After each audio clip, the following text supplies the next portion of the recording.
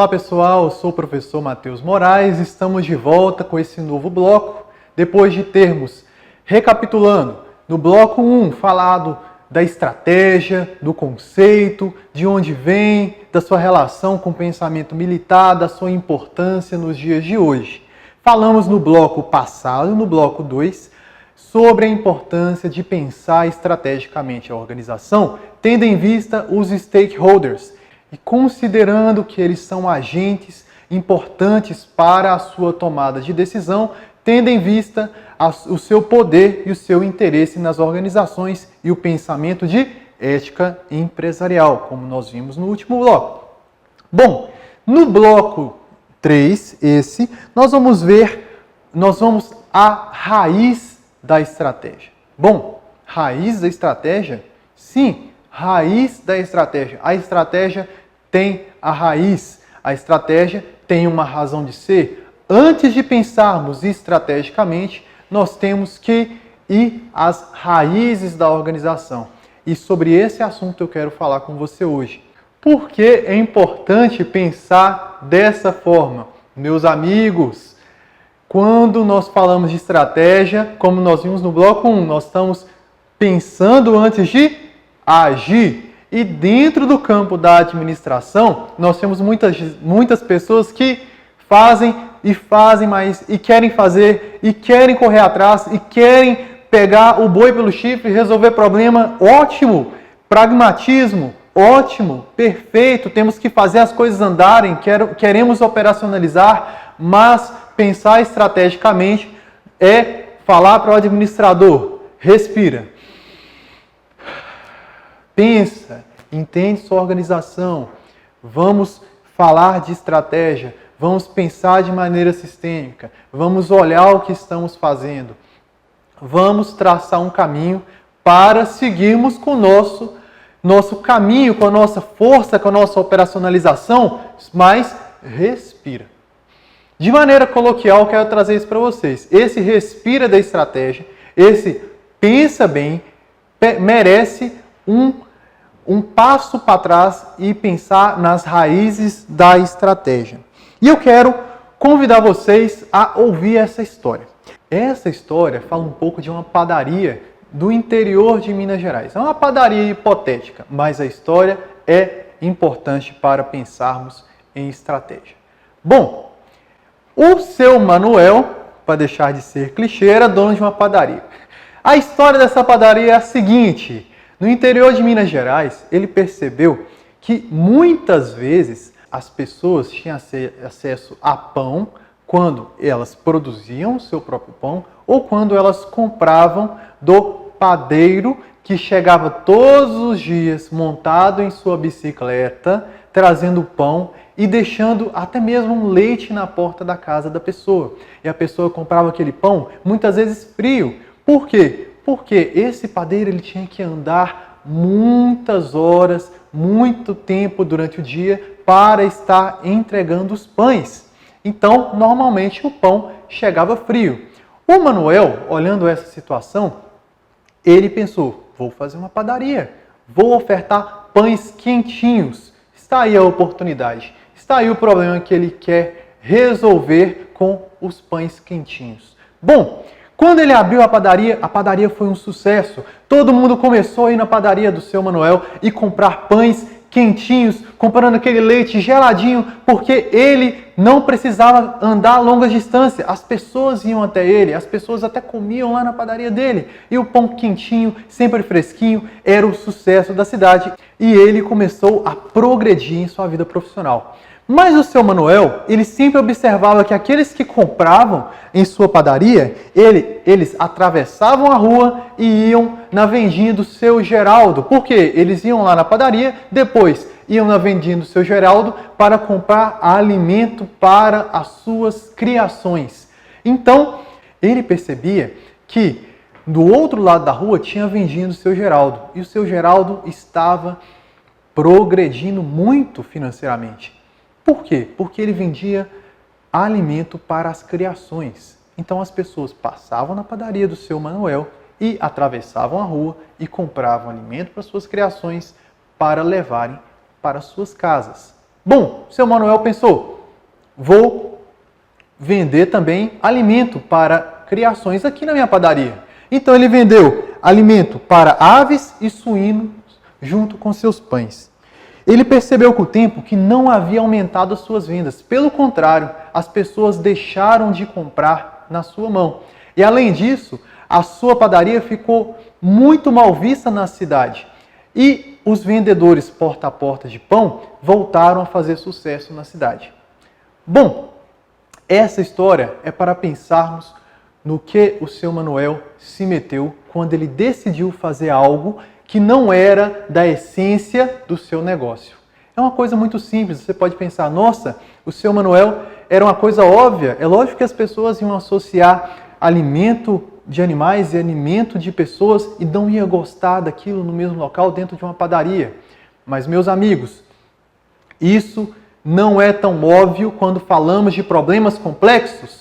E problemas complexos estão diariamente no mercado e dentro de nossas organizações. Essa história do seu Manuel é uma coisa muito simplesinha, só para pensarmos que, ao tomarmos nossa decisão, nós temos que relembrar da história da organização e o propósito e a história e a filosofia da minha organização. Olha só, o seu Manuel identificou um problema que era pães sempre frios, atingiu esse problema solucionando no mercado, acendeu, mas em algum momento ele olhou para o exterior e percebeu que ele trouxe algo que não era necessário. Ele esqueceu da sua história. E é disso que eu quero falar com vocês. Antes de decidir para onde vamos, estratégia, nós temos que pensar primeiro quem somos. Isso tem que ser pensado com muita cautela. Antes de pensarmos para onde vamos, temos que relembrar quem somos. Isso é pessoal. Parece que é algo para a nossa vida. Mas não, estou falando de organizações. As organizações, assim como nós, têm história. As organizações têm vocação. As organizações têm filosofia. E às vezes queremos operacionalizar a cada minuto e não pensamos na organização. Nós não pensamos na filosofia da organização. No bloco 1, quero lembrar vocês, nós falamos do Sun Tzu, que era um general muito conhecido na China e que escreveu A Arte da Guerra. E uma das frases que ele colocou em seu livro era: se você se conhece e conhece o seu oponente, não precisa temer o resultado de muitas guerras. Então, traduzindo isso para o tempo atual, se você conhece a sua organização e o mercado competitivo do lado de fora, você não precisa temer os resultados de mercado. Você vai ter uma ascensão se você ser fiel àquilo que sempre deu certo na sua empresa. Meus caros, pense sempre nisso. A raiz da estratégia é definir quem somos. Quem somos é a raiz da estratégia. Então, eu gostaria de trazer para vocês algumas perguntas. Primeiro, o que é o meu negócio? Lembra lá do início. Lembra lá do início. Se você está numa organização, lembre da história. Pesquise sobre a história do seu negócio.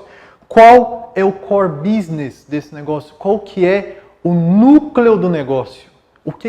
Qual que é a razão de ser? O que sempre fez crescer? O que é aquilo que sustenta o seu negócio e sempre sustentou? E para que a empresa foi criada?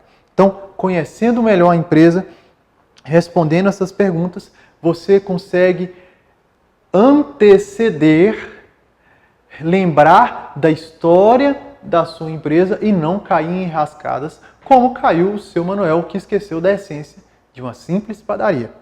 Bom, assim como a árvore, ela não se sustenta sem a raiz, uma estratégia nunca se sustentará sem uma filosofia de empresa. Mateus, você está falando de filosofia de empresa? Sim, meus amigos. Pense na empresa, pense na razão de ser da empresa. Sente com aqueles que tomam a decisão e nunca fuja daquilo que é a essência, sem pensar muito bem, sem entender direitinho como as coisas funcionam. Porque corre o risco de você se esquecer daquilo que é essencial e focar em coisas secundárias, como aconteceu com a história do Manuel. Muitas empresas no Brasil vivem sem planejamento. E normalmente são tomadas péssimas decisões para o futuro das empresas, porque elas fogem das suas noções. Você pode parar para pensar, aquilo que não tem raiz, ele é levado com o vento. E da mesma forma, você tem que pensar nisso na organização. Ela tem que ter raiz. E quando eu falo de raiz, eu estou falando da razão de ser da empresa, estou falando da cultura da empresa, estou falando daquilo que a empresa naquilo que a empresa é boa, qual que é o diferencial da sua empresa, estou falando do que você oferece para o mercado que faz você sobreviver independente das circunstâncias exteriores. Existem teorias e teorias que estão demonstrando que para você se sustentar em um mercado complexo como é o mercado de hoje, você tem que ter a consciência do seu diferencial. Meus amigos, nós estamos em um ambiente que a inovação ela é ressaltada a cada momento. E a inovação ela não fica somente nas grandes empresas conhecidas como Google, Apple, Microsoft e por aí vai. Essas inovações elas podem iniciar numa empresa pequena. Ela pode iniciar na sua empresa, na empresa onde você trabalha. Tente pensar fora da caixa, tente trazer ideias novas, tenta se diferenciar do mercado. Não se conforme em ser igual aos outros só porque você tem clientes que sempre vão na sua padaria. Tente entender naquilo que você é bom e não abre mão daquilo. Depois de entender isso, você dá voos mais altos. Bom, quando nós pararmos para pensar, eu quero trazer um pequeno exemplo e te incentivar a fazer uma reflexão bem rápida. Em que você é bom? Nós sempre somos bons em algo. O que você tem facilidade? Nós não somos iguais. Sempre tem alguém que tem facilidade de fazer algo que nós não temos facilidade. Você tem mais facilidade de fazer algo do que outras pessoas. Então, essa facilidade, esse know-how, ele pode ser construído, ele pode ser nato, mas ele oferece uma coisa muito interessante. Ele oferece a vantagem competitiva. Você, de certa forma, tem uma vantagem de aprender, de agir, de produzir quando você tem facilidade em algo. E aplicando esse pequeno exemplo pessoal dentro das organizações, elas também têm vantagens, elas também têm vocações, elas também têm algo que foi construído que é menos custoso a ela fazer do que outros que estão lá no início ainda. Essa vantagem chama-se vantagem competitiva. Eu quero trazer para você essa noção de vantagem competitiva. Quando nós falamos de vantagem competitiva, nós estamos falando do nosso diferencial, do diferencial da nossa empresa, naquilo que ela é boa. E podemos falar também de estratégia competitiva, que fala diretamente da forma como a empresa ela age no mercado. Então, meus amigos, se formos pegar na literatura, Michael Porter, ele elenca 3 estratégias genéricas ligadas, às vezes, com algumas vantagens competitivas que as empresas têm. Elas podem estar relacionadas com o custo total da sua produção. Às vezes o seu custo total ele é baixo e por você fazer muitas vezes aquilo que os outros não fazem, você tem know-how, a sua organização já sabe fazer, o investimento extra ele já foi feito, o seu investimento total já foi feito, então para você fazer novas atividades, elas não vão ter grandes custos marginais, então você consegue ter um custo total menor e às vezes você tem vantagem sobre os outros. Se você faz algo de maneira mais produtiva, você consegue oferecer ao mercado algo que é menos custoso para você. Então você pode fazer uma política de preço mais eficiente, uma política de preço às vezes mais agressiva no mercado, dada a sua vantagem competitiva. Uma segunda estratégia genérica ligada à vantagem é a diferenciação. Às vezes o produto que você criou, às vezes o serviço que você criou é um serviço diferenciado no mercado. Ninguém mais tem, ninguém faz.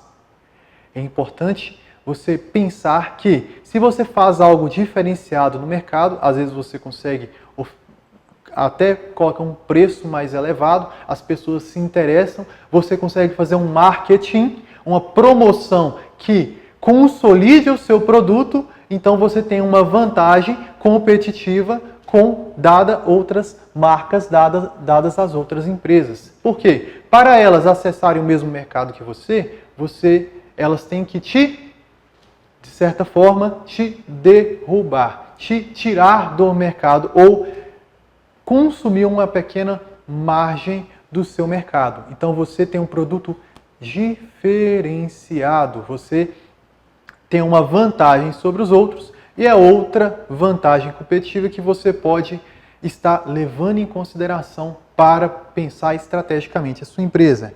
O terceiro e último elemento da estratégia ligado à vantagem é o enfoque do seu produto. Às vezes, o seu produto e o seu serviço, ele é direcionado para um nicho de mercado. Um nicho de mercado que ninguém pensou. Um nicho de mercado que você personalizou dentro do seu produto, dentro do seu serviço, de forma que aquelas pessoas elas vão consumir porque só você tem atendido elas e historicamente você atendeu. Você se consolidou, você teve um foco e a razão de ser da sua empresa, da sua organização, às vezes está para um nicho. E a partir disso, você tem uma vantagem histórica competitiva para trabalhar estrategicamente aquilo que você está se propondo fazer. Bom, nesse bloco nós vimos a importância de olhar para dentro da organização, vimos a história do seu Manuel e como que pensar na essência da sua organização é importante para pensar estrategicamente e tomar decisões. Muito obrigado pela atenção de vocês.